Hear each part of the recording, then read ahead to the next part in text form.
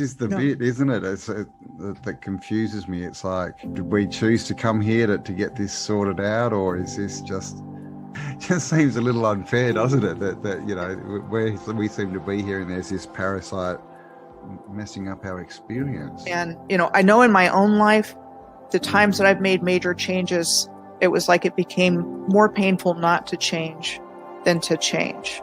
That was when I made big changes.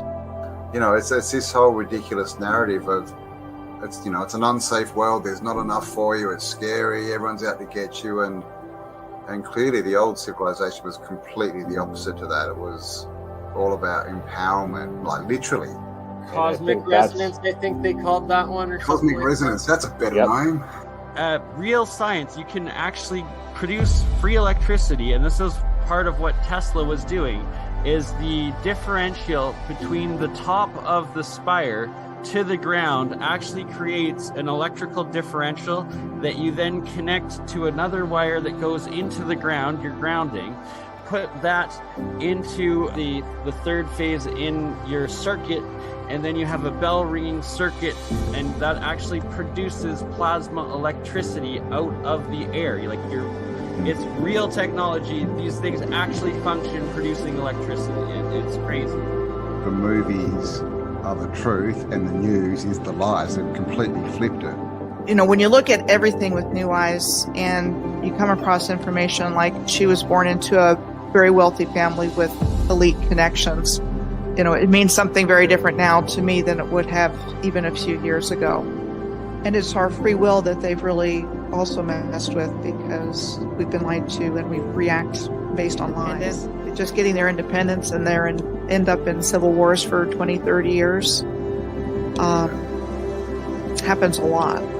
Because we keep choosing to pick up the gun and use it on ourselves instead of building and uniting and accepting that we are one people, one spirit, one harmony on one plane that together, united, can achieve anything we dream of. So do you want to, you know, wake up, or do you want to just keep going along because to change is too difficult? And then give them pieces of information that they will then pursue themselves and look into, and then they'll wake themselves up. I was going to mention it's the whole red pill, blue pill of the Matrix. I mean, that of the movie. And you can consider that movie as a documentary because they're telling us something about what's happening here. So do you want to, you know, wake up, or do you want to just keep going along because to change is too difficult? Wake up.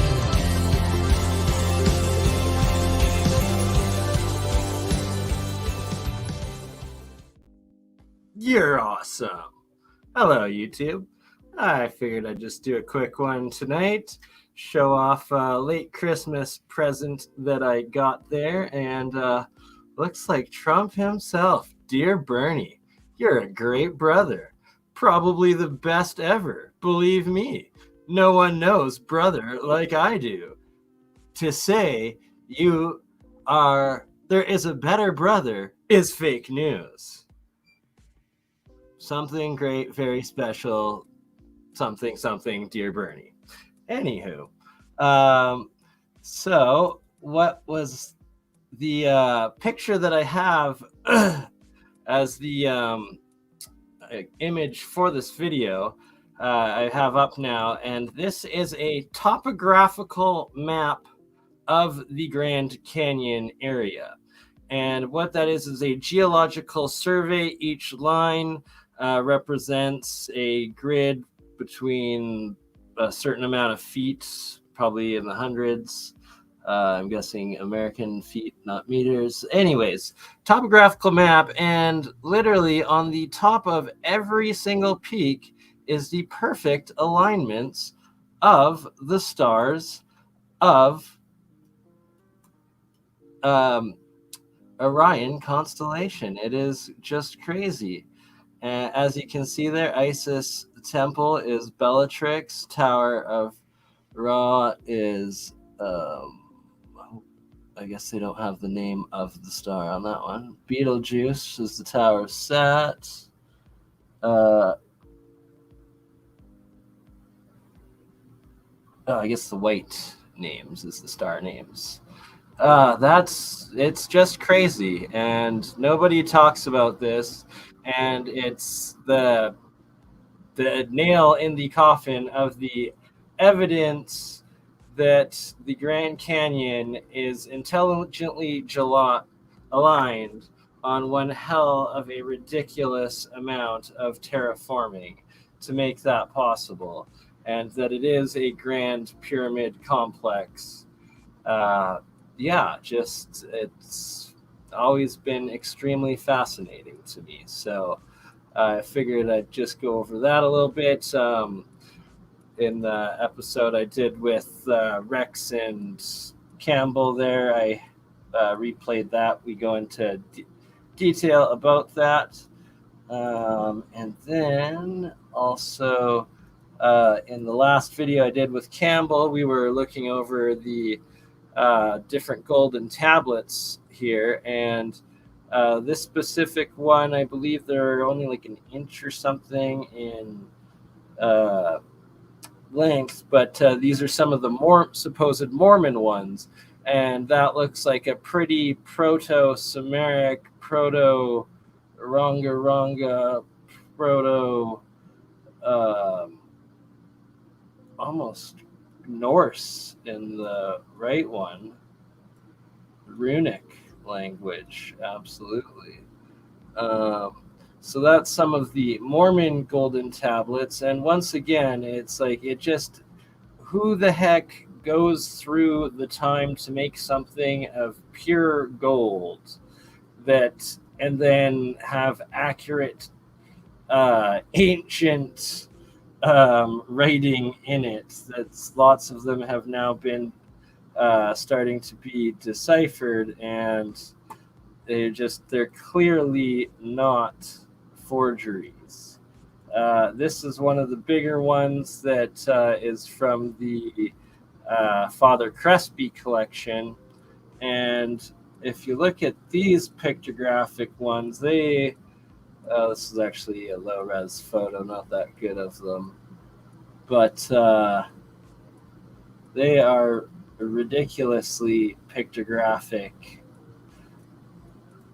insane, probably pre-deluge Atlantean time frame language. So pre-cataclysm, pre-12,000 years would be my guess for these golden tablets minimum.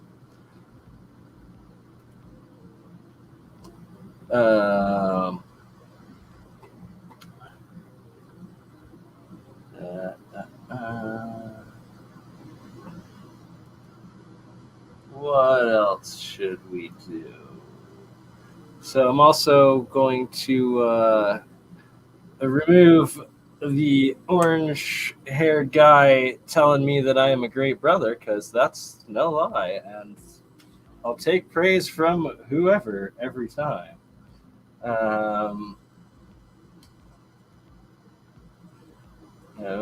I just put that ticker on here before I forget, because we will play a couple other videos, but just to show you guys a little update of my experiment from last time.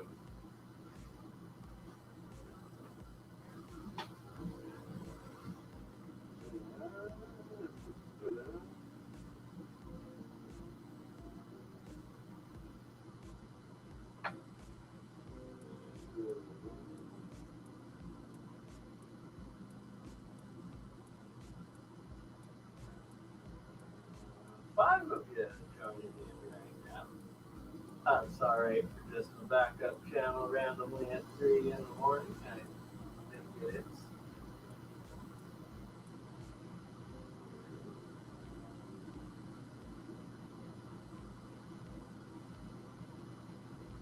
Here is an old picture.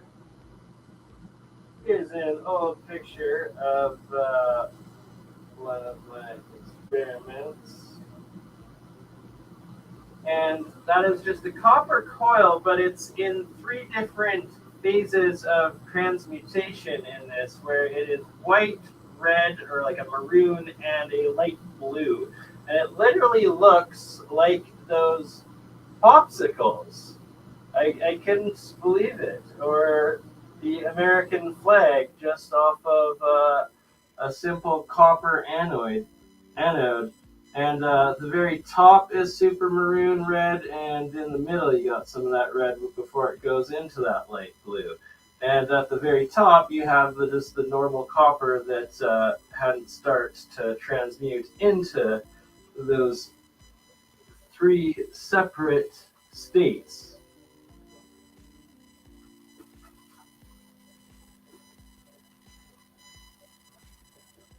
How's everyone doing today, wherever you are in this plane when you watch this? I hope everyone is doing well.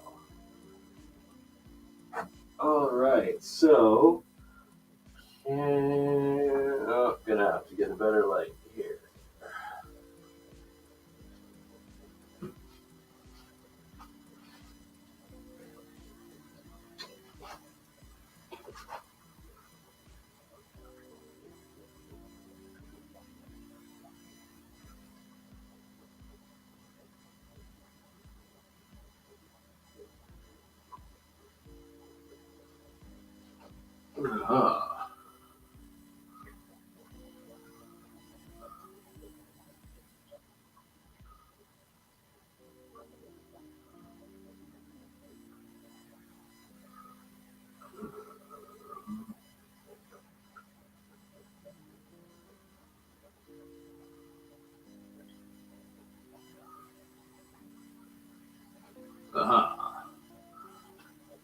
Alright, sorry about that, guys and girls. And all you lovely souls. So, what's pretty neat is in this electrolysis area down here, it's still got an exclusion zone where it's formed a monoatomic solid layer above, and then water in between the bottom there. And you can now kind of see the nanotubes that have formed there.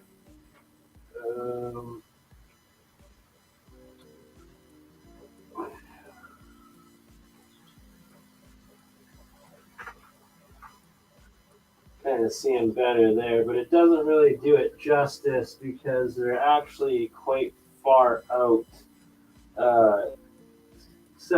Couple of them are 2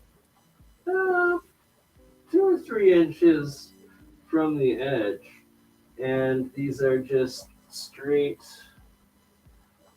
zinc, copper, silver nanotubes that have formed, and then this web-like plasma at the bottom with the exclusion zone still. The bottom is a little bit pinky because I started it with the Himalayan pink rock salt as opposed to iodized white. But just showing the floaty cloud on top and these nanotubes and exclusion zone for one last time, because the zinc anode side here has now completely eroded away. So I have to, well, push more zinc down for it to start working again, but this whole little ecosystem is probably going to putty, and we will see what happens to it.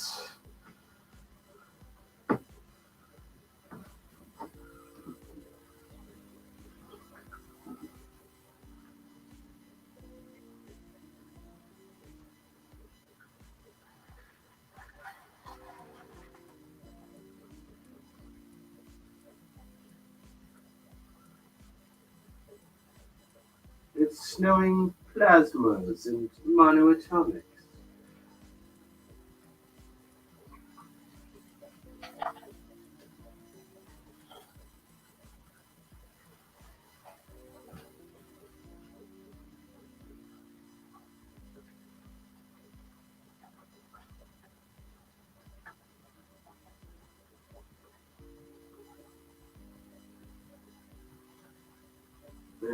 instantly, as soon as I put more of the zinc anode side in the water, the cathode side starts making the atomic hydrogen, and each four gases, again, Brown's gas. And the cloud is pretty interesting, so we will just let it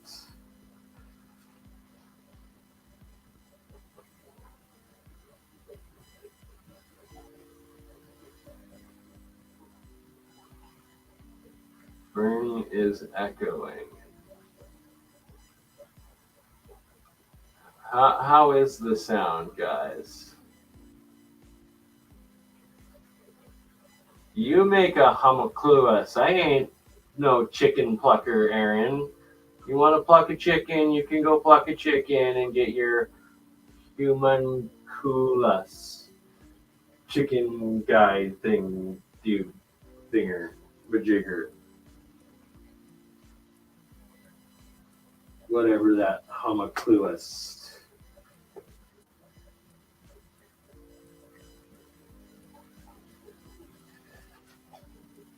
No, I am also adding in more Himalayan salt water right now, so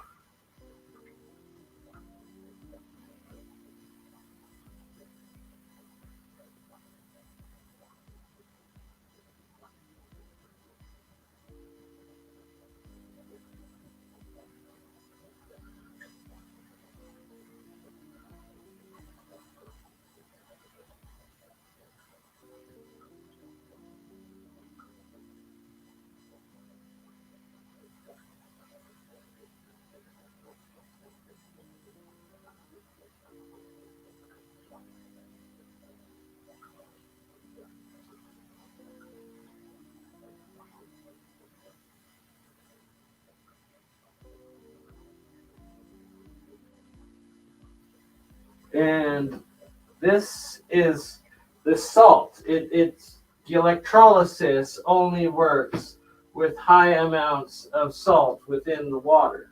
You don't like fresh water isn't very good at conducting electricity, and this is why to the ancient alchemists salt was clearly so important.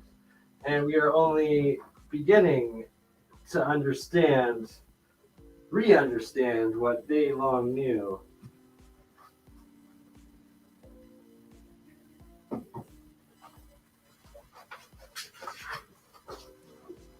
All right. Let's see now. What should we do right now? First, why not do some global breakthrough energy movement play.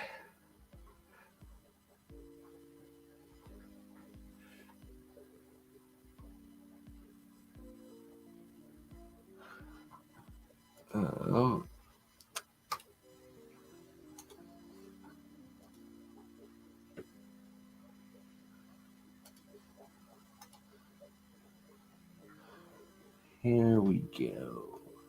So once again, this is the Global Breakthrough Energy Movement Conference YouTube channel that I'm on, and I just shared it for you all as it is an insane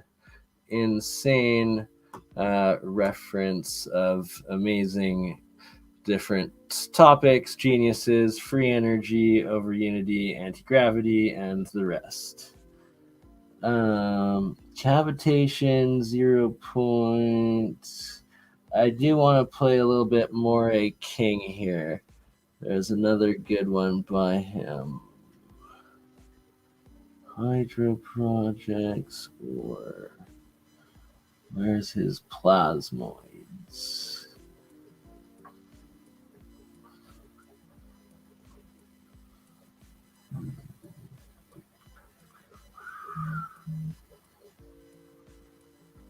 That's the cavitating one.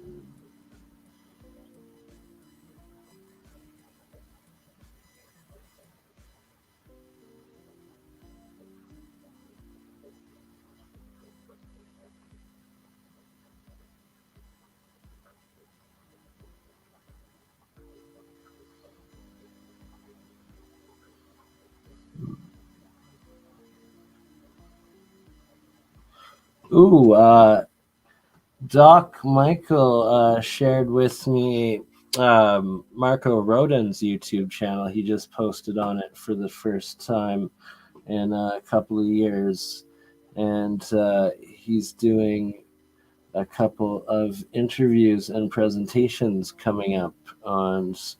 That is something else I will be looking into very soon. Which one? We will try to go with finishing this one.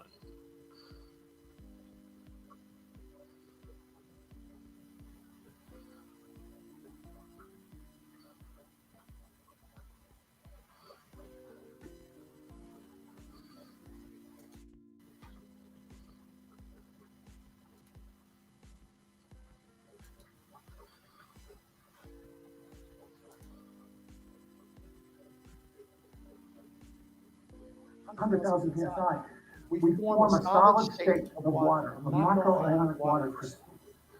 And this was the discovery of Mark Leclerc, an expert on cavitation. And he says these cause trenches, and at the tip of it is what he called a plasma bow shock wave. It's the active where he thinks the zero-point energy coherence. And he says, my God, that is identical to Ken Schiller's EVs. It like cemented the deal. He made the same phenomena, except using water. What could be simpler?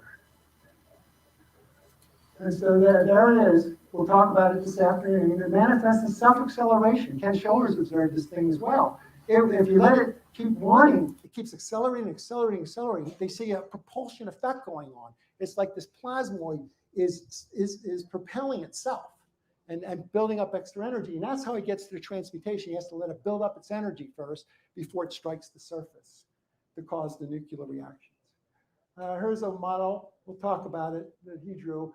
Basically, there's a linear axis of water molecules. In the solid state, the water molecule is actually 180 degrees apart. It's not as traditional because we're in a solid state form at this point. We're a water crystal.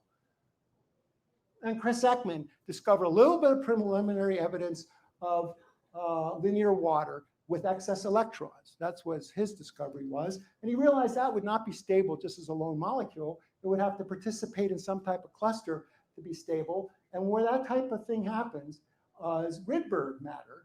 This is in the standard literature where a number of atoms participate together in a coherent structure where the electrons are way out at the d orbitals.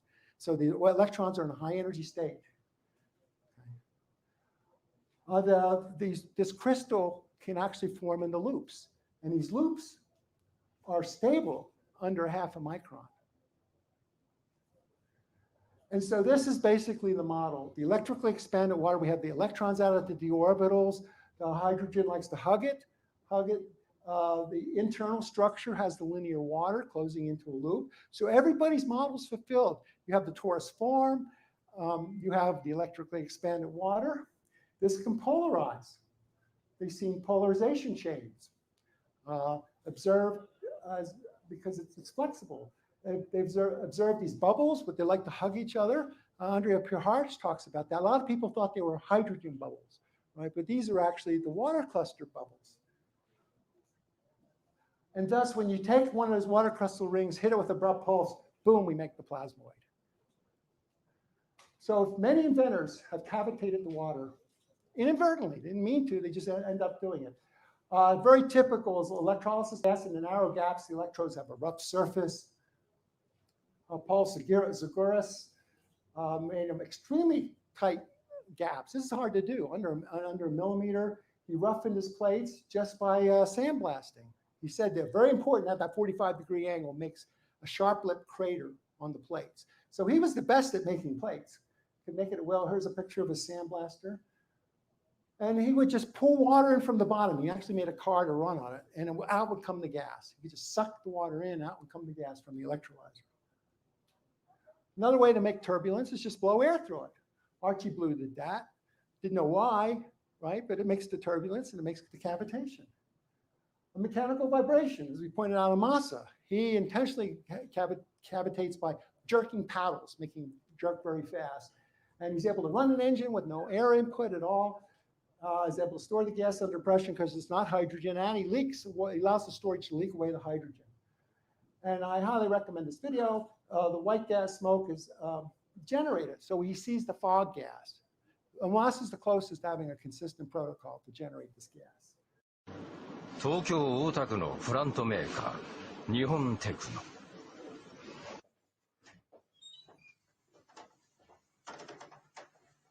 日本テクノの大政社長が開発したこの攪拌機。従来のようなプロペラが回転するものではなく、低周波の振動で攪拌する。中の水は安定して循環するという。洗剤を入れても泡が全く立たない。一体なぜか。通常電気分解すると酸素と水素が発生する。しかし、大政社長が過去にこの攪拌機を使ってメッキをしたところ、難点とされる大きな泡や水素の爆発が発生しなかった。振動が伝わっているために表面張力が壊れてですね、泡が形成しようとっても壊れちゃうんですね。だから泡は作りたくても作れない状態がこの現象じゃないかというふうに言われてるんですね。これをヒントにした大政社長、水に電気を流すと白い煙のようなものが。これは酸水素ガス。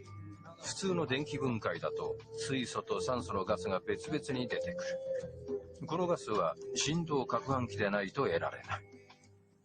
酸素と水素のガスがですね、元素がナノマイクロバブルになって出るところが従来のですね、電気分解と全く違うんですね。そして安全な酸素と水素の私の考えでは結合体のガスが得られると。水素ガスは分子が細かいため、容器などに保存しても漏れやすい。しかし、このガスは2年近く同じ圧力で保存されている。大政社長は酸素と水素、2つの分子が結合し、特殊な構造を作っているからだと考える。ガスの用途はまずバーナーの燃料だ。温度はおよそ700度で、火の中では低い方だが、鉄板を切断できるほどのエネルギーに変わるという。さらに新たな用途も生まれようとしている。東京海洋大学の伊藤教授、7月に酸水素ガスを用いてある実験を成功させた。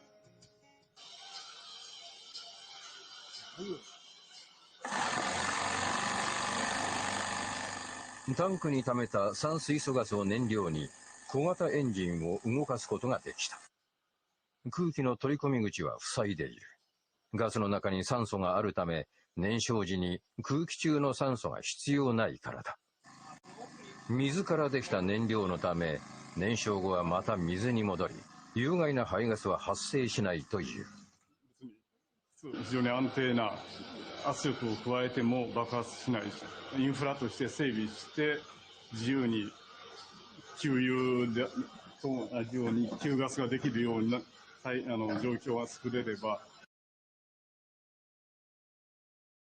I just wanted to point out that this Japanese scientist, industrialist man is stating that this hydrogen gas is very stable even under pressure, which that's a huge aspect of what we are making here and producing. And literally the same fuel gas that this Japanese guy is or scientist is talking about is what you are seeing being made to the left of him in this simple little Tupperware experiment in my basement.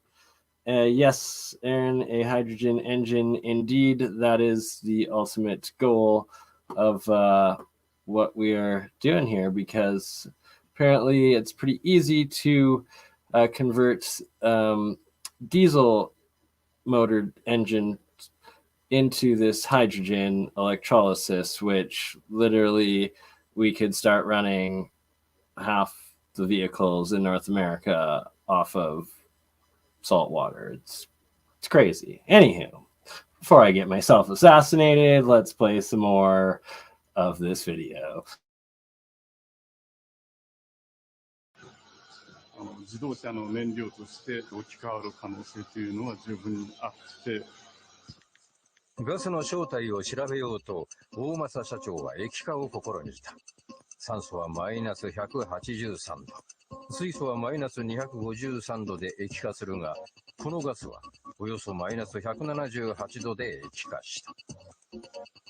構造はわからないにしても、新しい、地球上でその水の第二の水ができた。エンジンとか発電機だとか、今化石燃料に変わるものが水から作れてまた水に戻るというふうに、究極のね、地球を救うね、燃料ですよね。全ての燃料にしたい。解明できていない部分が多い酸水素ガス。だが、大きな可能性を秘めている。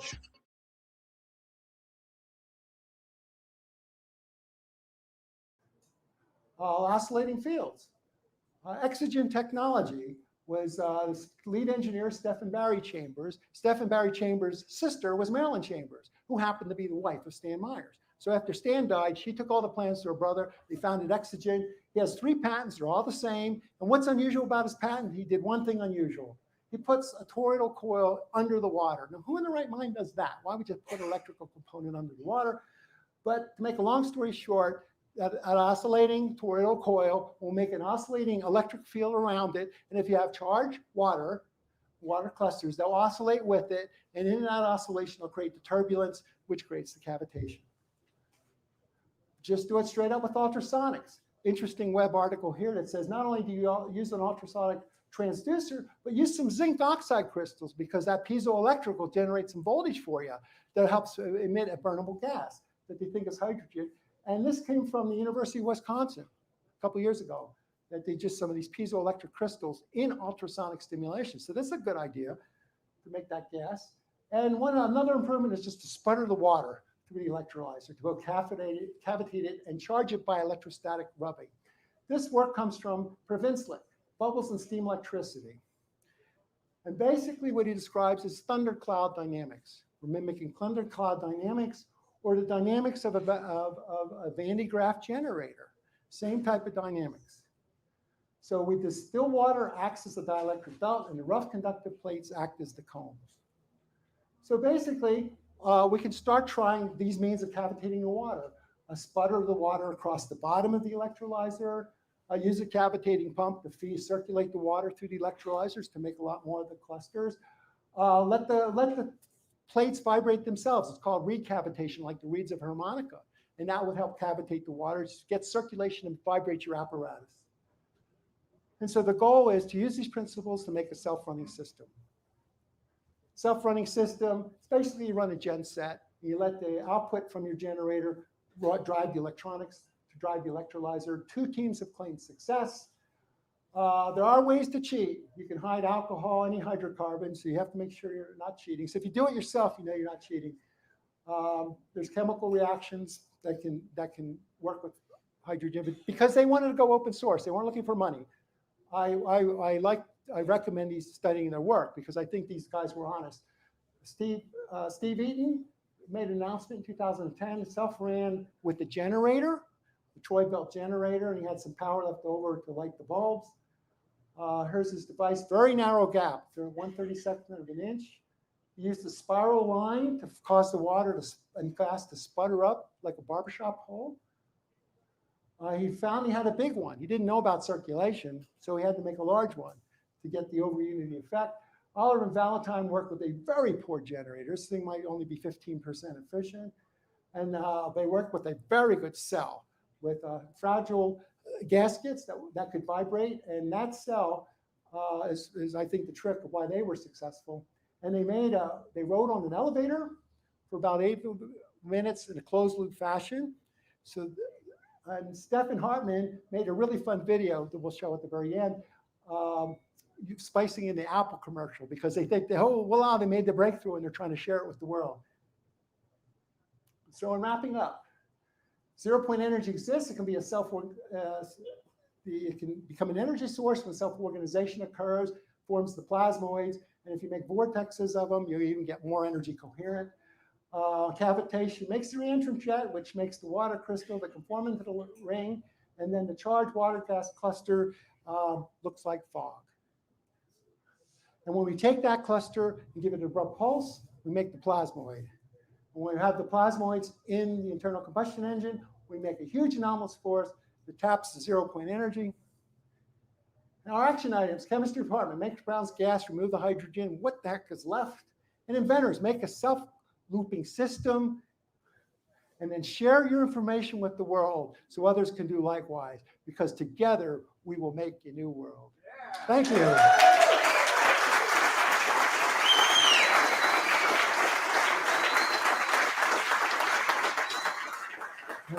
Thank you very much. A couple I got the cover story of the December issue of Infinite Energy magazine. The books are out there on the table. And this is the website where you can download all the information, every PowerPoint presentation.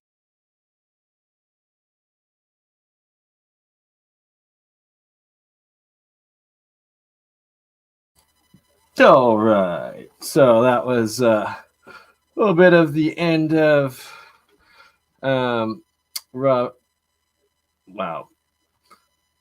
Morey B. King and the Global BEM conference there. And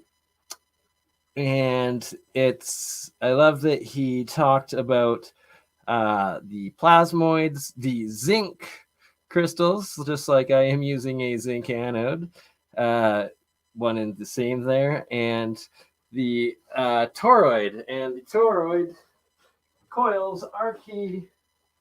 And just to point out, that is actually a massive, you can't really see it now, but a big old coiled vortex, like so. And talk about synchronicities, because I literally was doing the same thing that Robert Morey King was doing.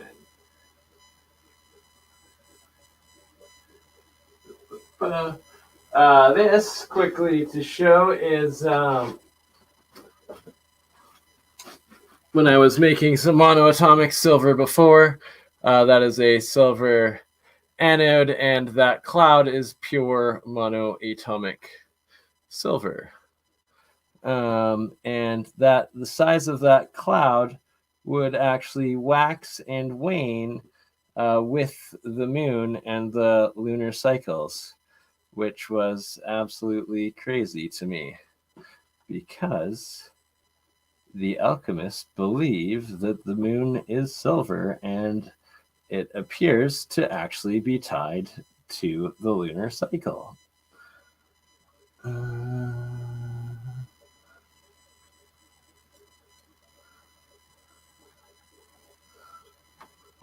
Professor Terence Tao is the equivalent of a rock star in mathematics.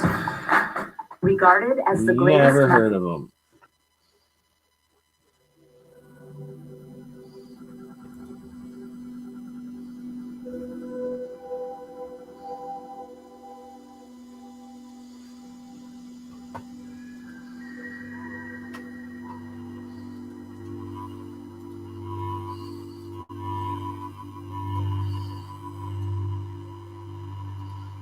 Sorry.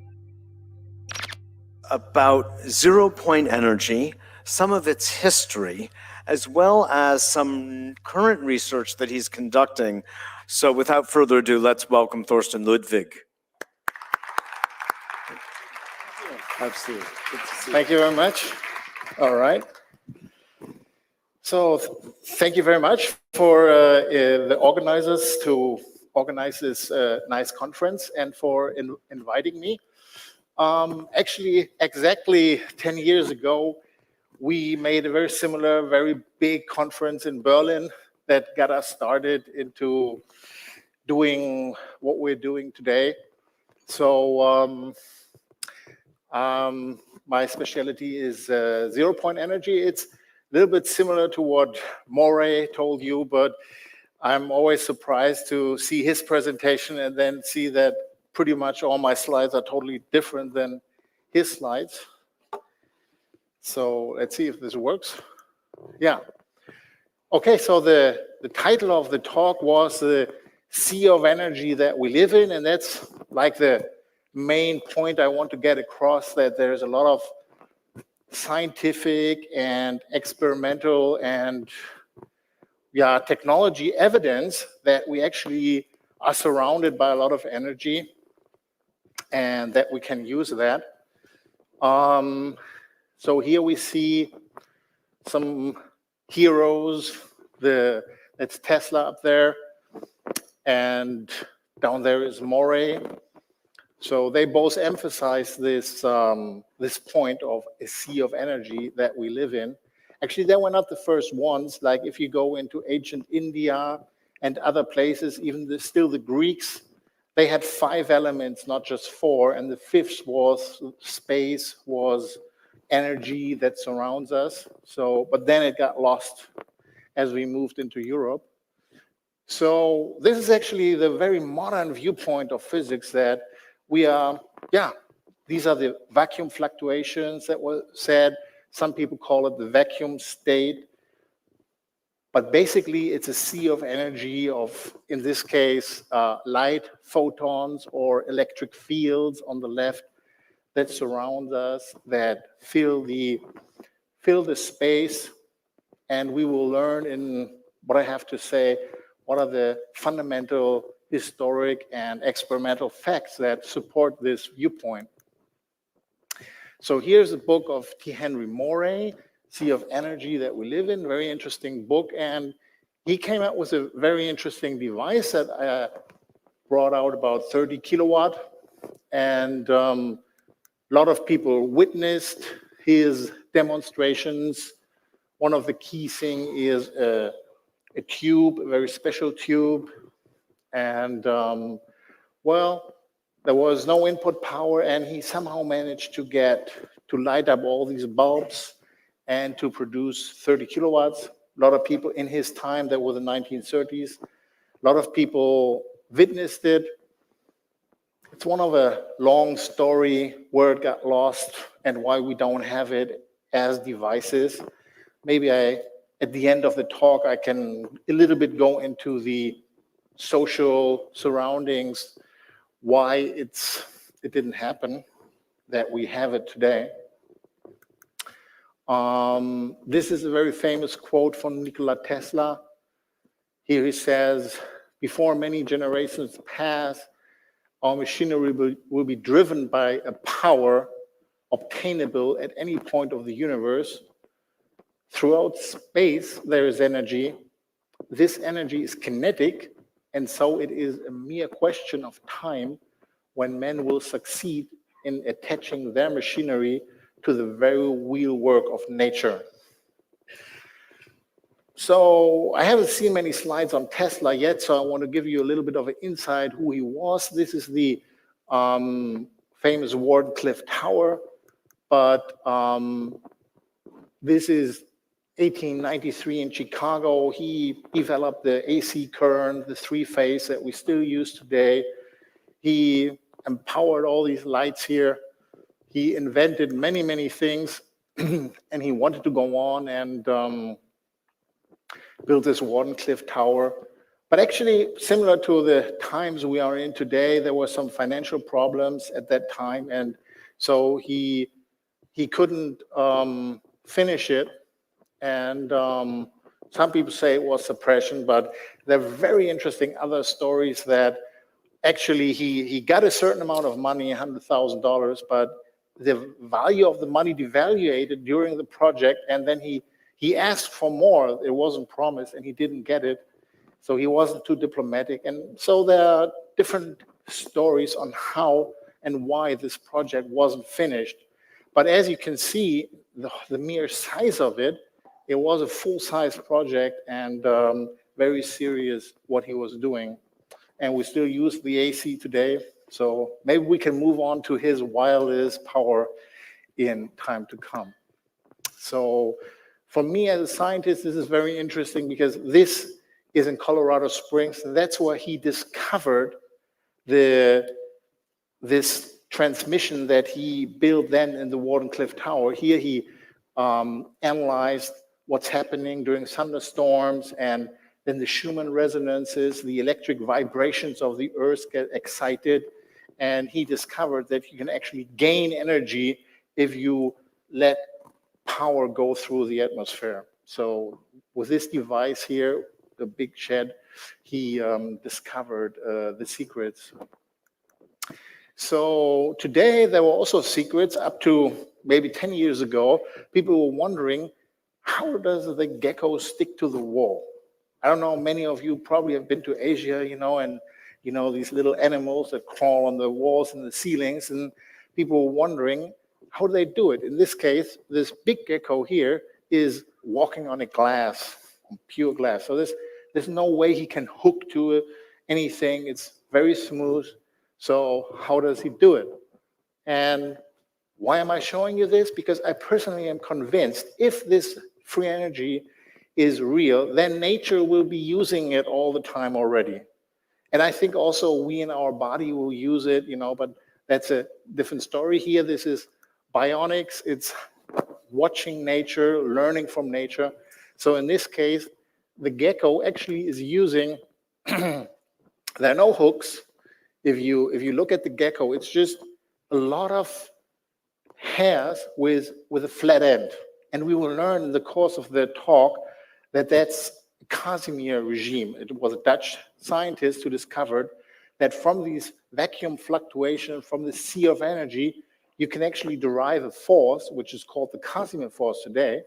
And the gecko in his feet is actually using the fact that if you have a large number of small flat ends and you stick them to a wall, you can have a lot of force. And that's how he is sticking to the wall. And then he just needs a technique to kind of roll his feet away from the wall to actually get it off the wall, because he can, with his feet, and you can see here other insects are using the same thing, but the bigger the animal is, the more and smaller hair he needs to actually stick to the wall. So like a fly or something, they need much less hairs. So, and here on the right, you can see bionic, you can see like a man-made structure, which is doing the same thing. You can buy these things now. So we already went through the introduction into the topic, into the sea of energy. We will go on more into the physics, into the Van der Waals force, into quantum theory, which is pretty heavy stuff, and I will kind of overload you with a few formulas, so don't be scared too much. Yeah. So, and, but I do that to show you that the 0-point energy is actually very integrated into the modern framework of physics. It's not something unusual or something on the side. It is actually very much embedded into the framework of physics. We will learn about experiments that kind of show that this stuff is real. Okay, like that. Hope the sound is better like that. And at the end, we will see what can we do to actually.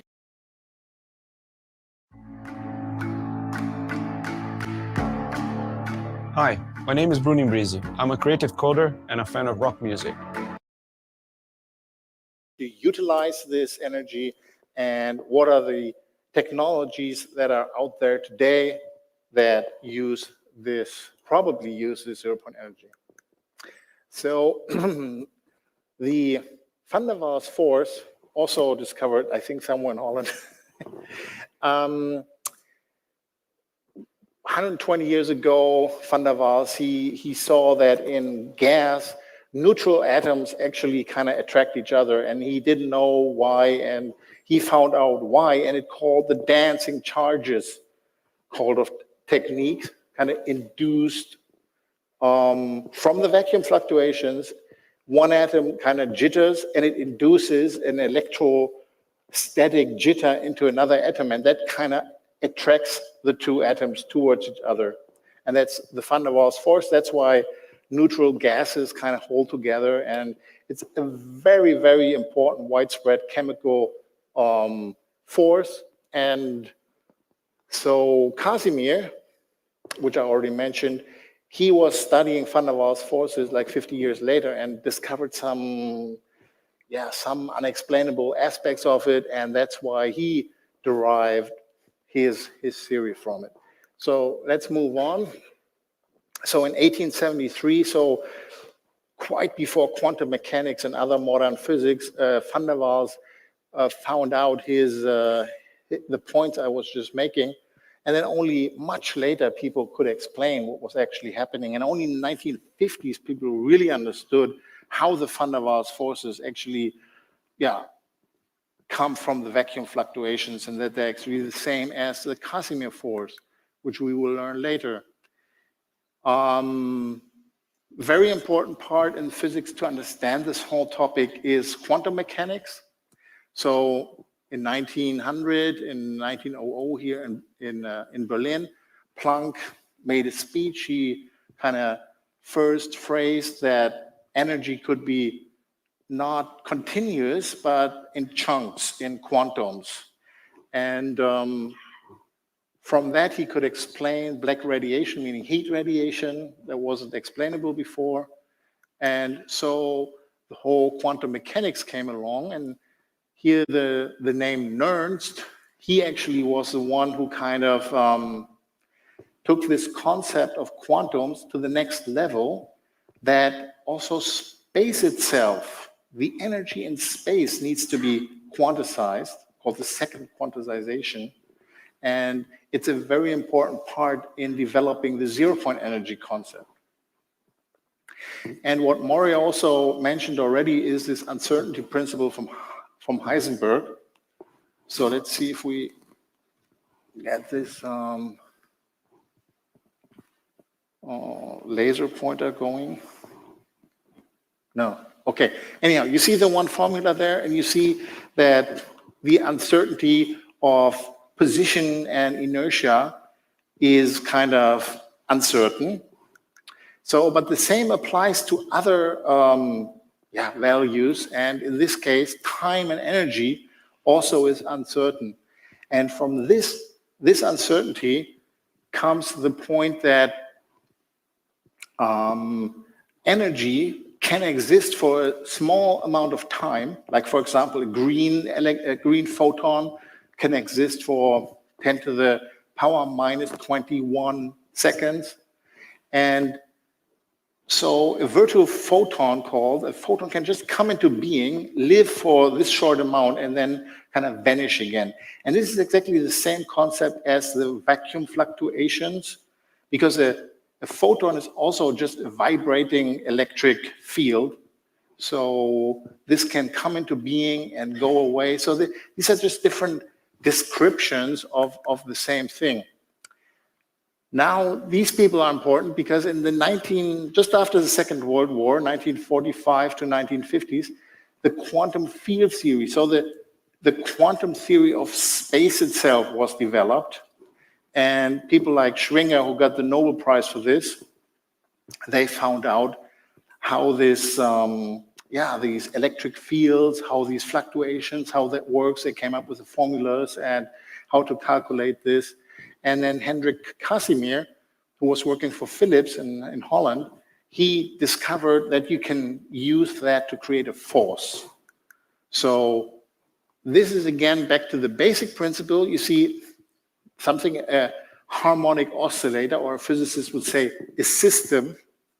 So in this case, the electron on a spring means a force field. In classical viewpoint, it can stand still. It can have no energy at all at one point. But with quantum mechanics, is something that More also mentioned. You cannot have that. At the end, you still have the 0-point energy. There is no standing still. It's the same thing at this energy time uncertainty. It means there is this jitter at the 0 point. 0 point meaning zero temperature in this case. So, and if you apply that to the right side, you apply it to that rectangular cavity, means to space itself, just empty space, vacuum or any space, and you still have possible electric fields, and also these possible electric fields, like light or whatever, they cannot stand still. They also have like a minimum, but you can also look at it from a statistical point of view, fields coming into being and going out of being, which is this jitter. So here you see some field modes, some possible vibrations in empty space, and these electric fields, they are not zero. Each of these modes, meaning possible vibrations, always has this jitter, yeah? So, and if the left side of this slide here, you can see that you can calculate over all space and all possible vibrations, and then you can come up with a number. And please note that the omega here, meaning the frequency, it goes with the third power of the frequency. So it really goes up when the frequencies go high.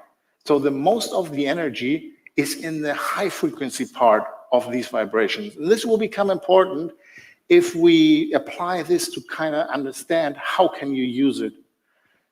So it means very small space and very high vibration. That's where the energy is. In the low and slow parts, there's not so much of this energy.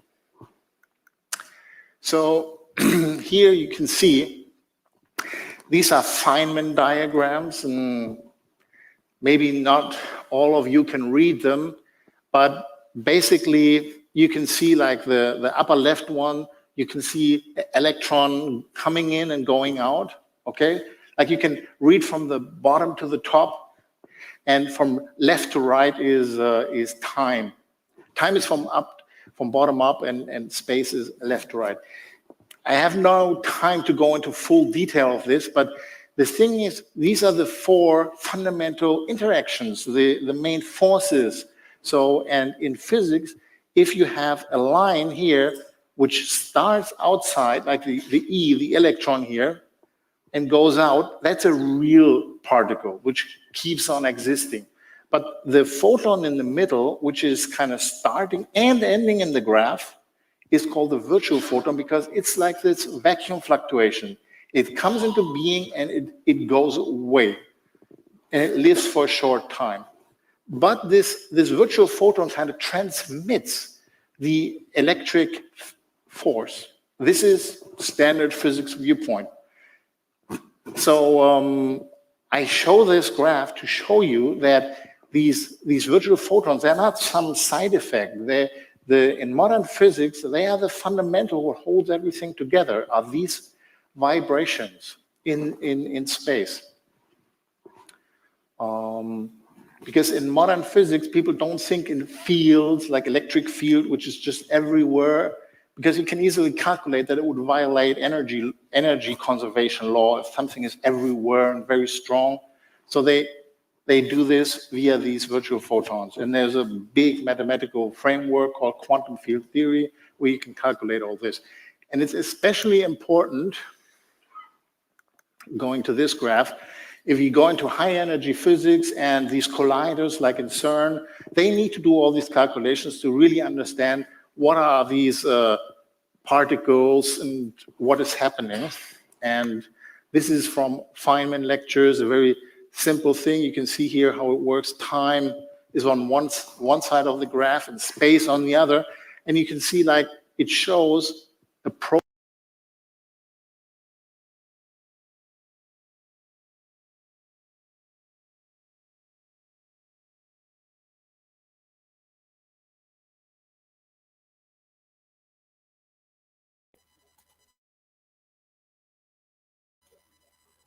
Well, I guess that's the rest of that. If you guys want to finish watching that presentation on your own, here is the link.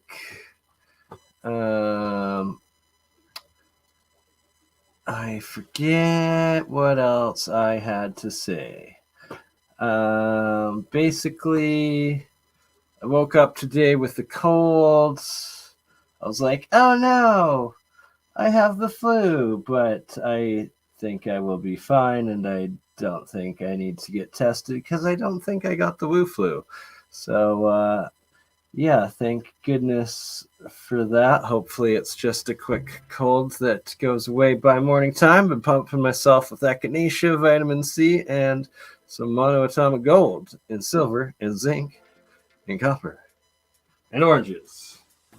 And definitely lots of oranges. Natural vitamin C. It's the best way. All right. Okay. Now I remember.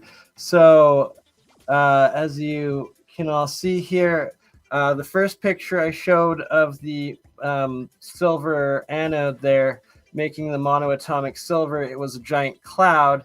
Here it's in the shrinking, waning, waxing mode instead of free floating. And it is tied to the moon cycle. And when I was making it on a super moon one time, all of this blue oxidized copper water was actually pure white monoatomic silver cloud. And I will show you how much it receded.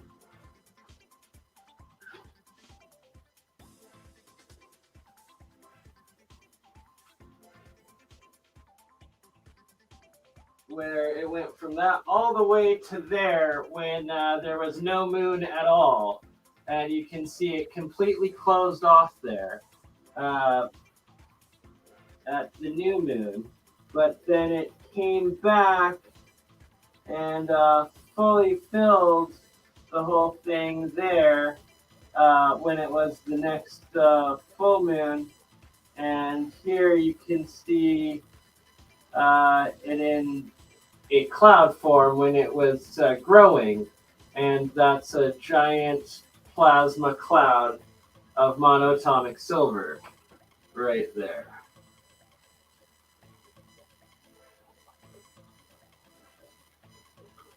And you can kind of see in the middle there of the experiment live going right now on the left, right in the top center, there is another silver maple there creating the monoatomic silver. And you can see that it's also producing some hydrogen, H4 Brown's gas, as one half of the cathode, the other half being this nano-coated single 144 wrap Keshi-Magrav coil that is nano-coated. I believe I didn't say. All right. But yeah, so seeing as I am fighting a cold and do need to get sleep as it's 4 in the morning, love you all, and I'm gonna cut her off here at an hour, and we will see you guys soon. I'm gonna do a podcast with both Mike and Cambell here this week, as well as probably a couple more. So I will keep you guys posted, and all donations are appreciated, as I'm only live right now on my channel because I've got the ghetto stupid StreamYard demoted my account. I need to pay for it. They won't take my PayPal for some reason. It's a pain in the ass. It's ridiculous. But the next stream I go on, it'll probably be on Cambell's channel. Love you guys, and have a good day, a good night, and Much love wherever you are, whenever you watch this, and we'll catch you on the next one.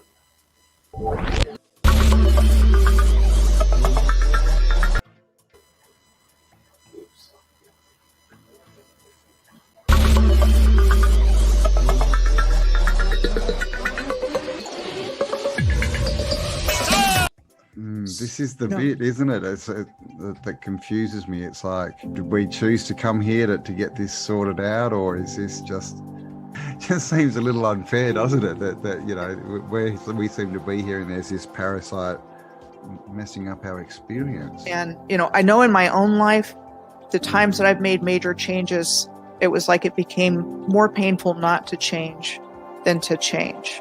That was when I made big changes. It's this whole ridiculous narrative of it's an unsafe world. There's not enough for you. It's scary. Everyone's out to get you, and clearly the old civilization was completely the opposite to that. It was all about empowerment, like literally. Cosmic resonance, I think they called that one, or Cosmic resonance. That's a better name. Real science, you can actually produce free electricity, and this is part of what Tesla was doing, is the differential between the top of the spire to the ground actually creates an electrical differential that you then connect to another wire that goes into the ground, your grounding. Put that into the third phase in your circuit, and then you have a bell ringing circuit, and that actually produces plasma electricity out of the air. It's real technology. These things actually function producing electricity. It's crazy. The movies are the truth and the news is the lies. They've completely flipped it. When you look at everything with new eyes and you come across information like she was born into a very wealthy family with elite connections, it means something very different now to me than it would have even a few years ago.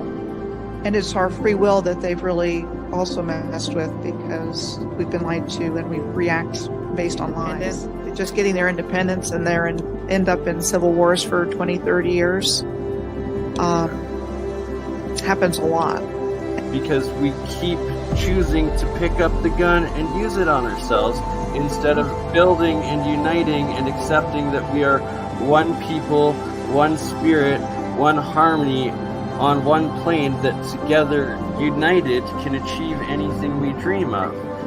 So do you want to, wake up, or do you want to just keep going along because the change is too difficult? And then give them pieces of information that they will then pursue themselves and look into, and then they'll wake themselves up. I was going to mention it's the whole red pill, blue pill of the Matrix. That of the movie. And you can consider that movie as a documentary because they're telling us something about what's happening here. So do you want to, wake up, or do you want to just keep going along because the change is too